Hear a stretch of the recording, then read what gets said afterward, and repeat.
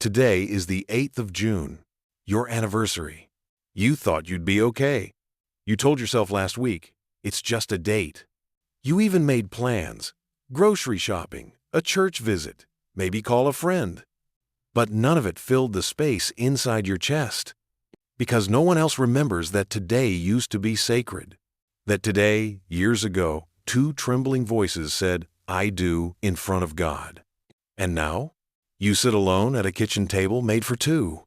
The chair across from you is empty, but the silence is full of memories, full of vows, full of questions. God, do you see me? Did I do something wrong? What do I do with this love that has nowhere to go? Her name is Lynn. She's 59, a Christian from a small town in North Carolina. Widowed for 3 years. Married to Mark for 27. A school teacher. A Sunday school volunteer. A woman who still whispers goodnight to the same pillow every evening. When Mark passed, it wasn't sudden. Cancer had come slow, cruel, and unapologetic. She had time to prepare, time to grieve, time to say goodbye. But what no one tells you is, time can't erase rhythm. The rhythm of anniversaries. The rhythm of his voice humming in the hallway. The rhythm of knowing you were chosen, seen, and loved. Today, the house is quiet. Too quiet. Lynn made coffee just like she always used to. She even poured a second cup by instinct. And when she saw it, her breath caught. She set it down, untouched, across from her, as if Mark might walk in, as if heaven might reverse time for one moment. She stared at that cup and said, "I miss you, but I miss us more." And then she cried, not with wailing, but with the kind of slow, silent grief that can only exist in a heart that still beats with someone else's name inside it.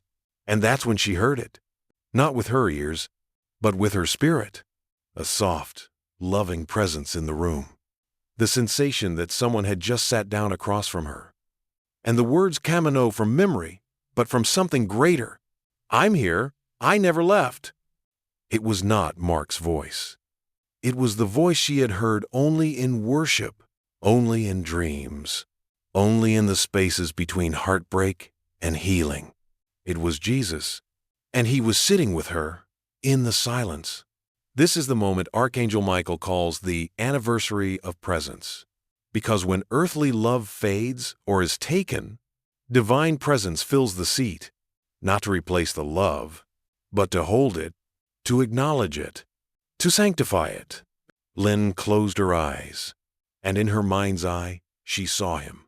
Not glowing, not floating, not distant, just sitting, right there, at her old oak kitchen table, hands folded, eyes soft, tears matching hers. And she realized something she had never fully grasped before. Jesus mourns with those who mourn, but he also sits with those who feel forgotten. Not to explain, but to simply say, "You are still loved. You are still remembered. This day still matters to me." If you're like Lynn today, if the 8th of June is a date that used to mean everything and now feels like a hollow wound, you need to hear this. You are not alone in your remembering. Jesus is sitting in the silence with you. He doesn't need you to be strong today. He doesn't expect you to smile through it. He only asks, "Can I sit with you? Can I hold the ache with you?" And in that shared silence, a new kind of healing begins. The afternoon light slanted across the kitchen floor, soft and golden, the kind Mark used to call angel light. Lynn moved to the porch and wrapped herself in an old shawl. It still held the faintest trace of his cologne, or maybe it was just memory playing tricks on her again. Either way, she didn't wipe the tear that slid down her cheek. She just let it fall. Because grief, especially the kind that lingers after years, needs room to speak. And today, it was saying, "I still love you." Archangel Michael's second principle in this sacred day is what he calls the chair of acknowledgement. Because when you sit alone on a day meant to be shared, your mind plays dangerous games. You start to ask, was any of it real? Did I matter that much? Why wasn't I enough to keep love here? But Jesus answers not with answers, but with presence. Lynn remembered a moment from her wedding day that she hadn't thought of in years. After the ceremony, just before the reception, Mark had pulled her aside behind the church. She thought he'd want to check his vows or say something romantic. Instead, he said, "Promise me this, if anything ever happens to me, you'll still find ways to laugh." She had smacked his shoulder and said, "Stop talking like that." But he just smiled. "I mean it, Lynn. You were born to carry joy." And standing there on the porch decades later, she whispered into the wind, "I forgot how to carry it, Mark." And the breeze answered, not in sound, but sensation. A warmth over her shoulders, a breath on her neck, a peace in her chest. Jesus doesn't always speak in words. Sometimes he speaks in the spaces where you finally let yourself feel. Michael calls this the silent communion. It happens when the Spirit of God meets you in your loneliness, not after you've conquered it. Because God is not embarrassed by your grief. He is not waiting for you to get over it. He is not keeping count of your strength. He is sitting with you in the chair across from your ache. Right now, on your anniversary, there's a passage in Psalm 56-8 that Lynn had underlined years ago but never really understood. "You keep track of all my sorrows. You have collected all my tears in your bottle. You have recorded each one in your book." She opened her Bible and found the verse, the ink faded from years of flipping, the margin marked with the note. Every tear counts. She looked up and said aloud, "Then you must have a full bottle today." And in that moment, she felt Jesus smile. Not a distant, heavenly smile, but the kind you feel when someone looks you in the eye and says, "I see you." This is the invitation Michael brings today. Don't rush past this pain. Don't bury this date. Don't silence your heart just to be strong for others. Instead, acknowledge the empty chair. Set the second plate. Whisper the memory. Invite Jesus into it. Because the world doesn't know how to hold what you're feeling today, but heaven does. And heaven isn't asking you to move on. Heaven is asking you to move with Jesus through it. As the sun dipped below the trees, Lynn felt something shift. Not a thunderclap, not a miracle, just a peace that wasn't there before. The kind that says, "You are not broken. You are simply carrying love with nowhere to place it." And in that realization, she found her prayer. She whispered into the fading light, "Jesus, if you'll sit with me in the silence, then I will sit with you in the stillness."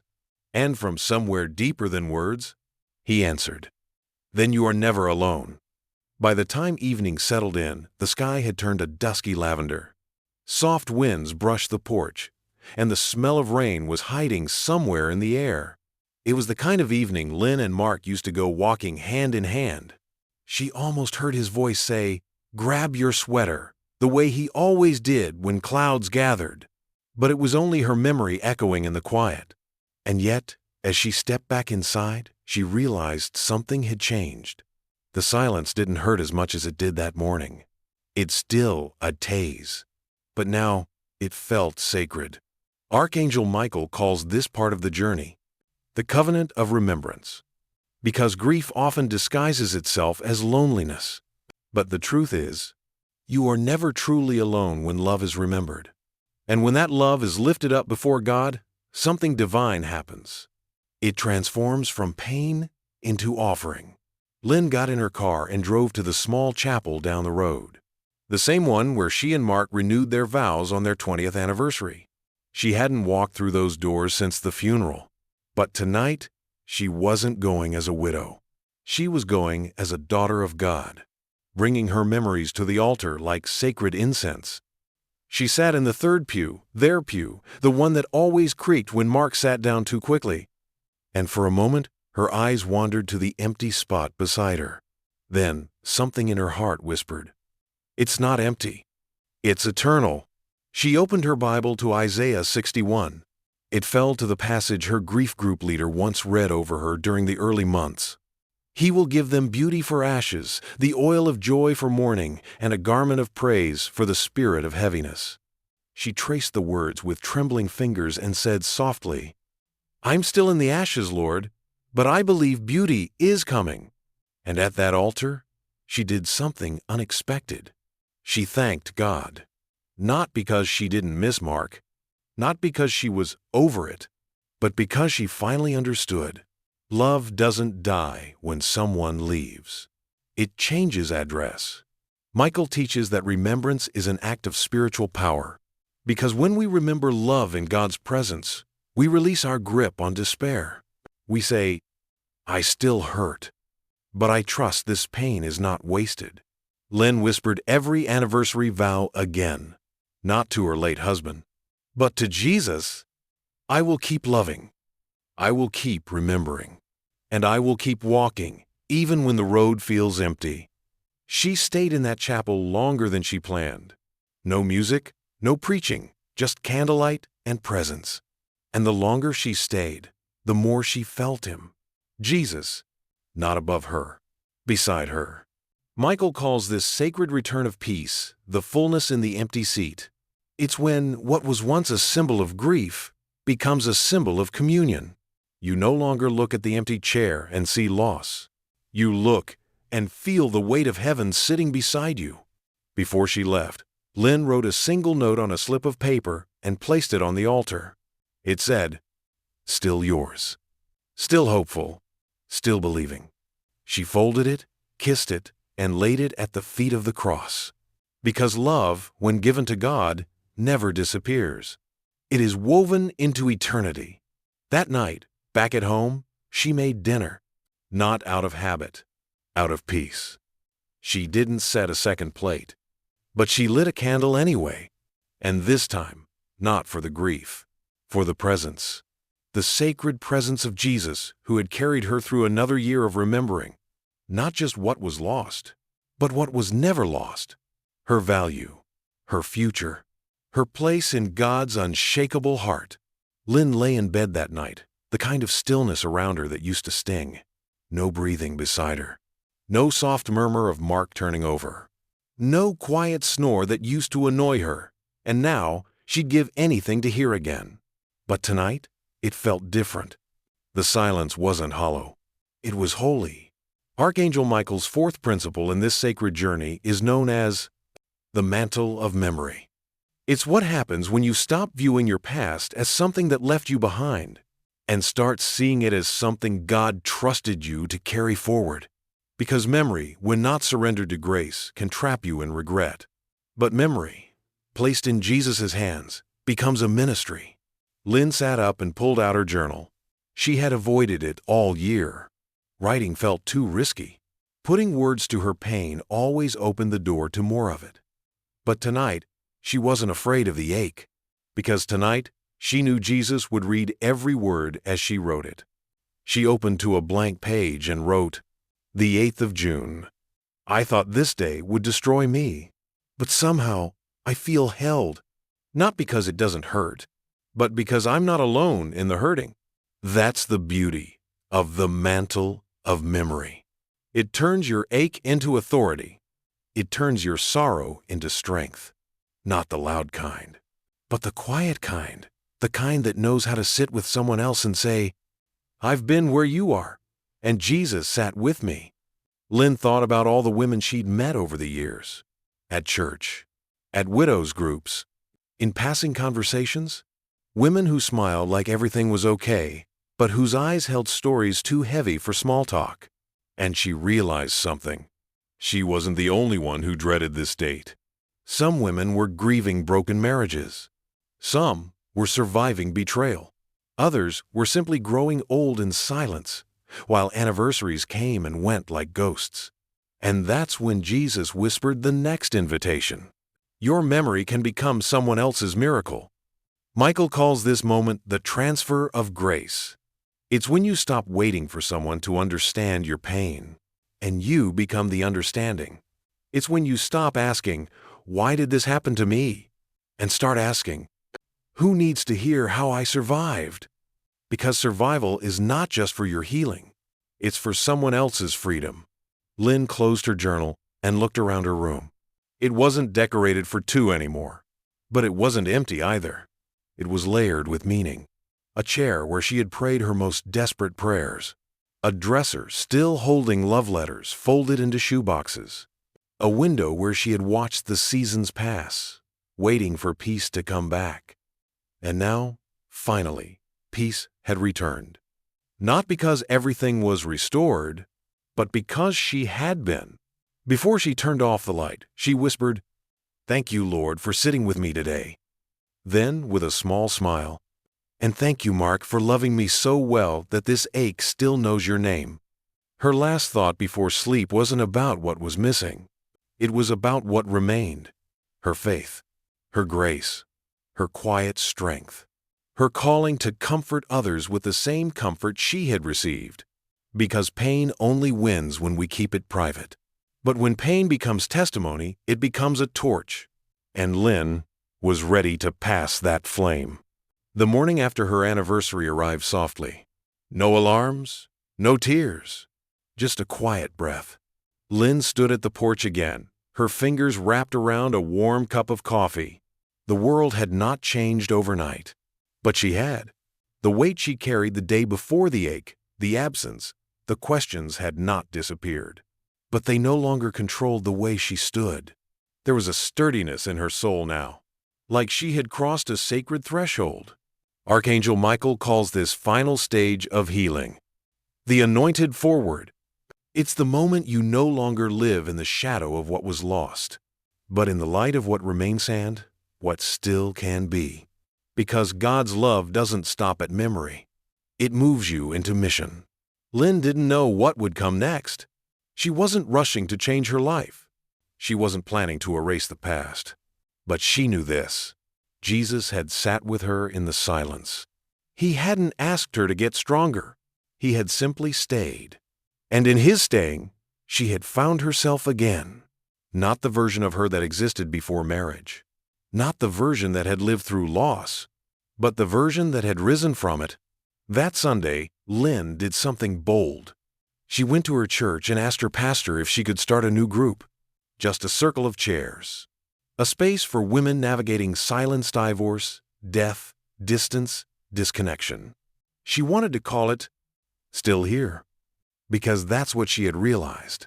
Even after the anniversaries come and go, even after the flowers stop arriving, even after people stop asking how you're doing, you're still here. And being still here means God still has a purpose for you. Not in spite of your pain, through it. Michael's final message is this: what you walk through is not the end, it is your anointing. The chair across from you may be empty, but your table is not void of presence. You are still worthy of love. You are still surrounded by heaven. You are still called by name. And Jesus is not standing far off, waiting for you to forget. He is walking with you into every new day, carrying the vows, holding the ache, and gently placing new dreams in your hands. That evening, Lynn wrote one final note in her journal. Today, the 9th of June. I'm not just surviving. I'm healing aloud. I'm no longer afraid of silence, because it's where I met Jesus most. She folded the page like a letter and tucked it into her Bible, next to her wedding photo, next to the verse that had kept her breathing through the quietest nights. The Lord is close to the brokenhearted and saves those who are crushed in spirit. Psalm 34-18. If you're alone right now, if your anniversary passed like a cloud no one else noticed, this is the truth Archangel Michael and Jesus want to leave with you. You are not forgotten. You are not invisible. You are not empty. Your love was real. Your pain is valid. And your story is not finished. Because today, right now, Jesus sits with you, not to fix you, but to be near you. And when he sits with you in the silence, even the loneliest date becomes holy again.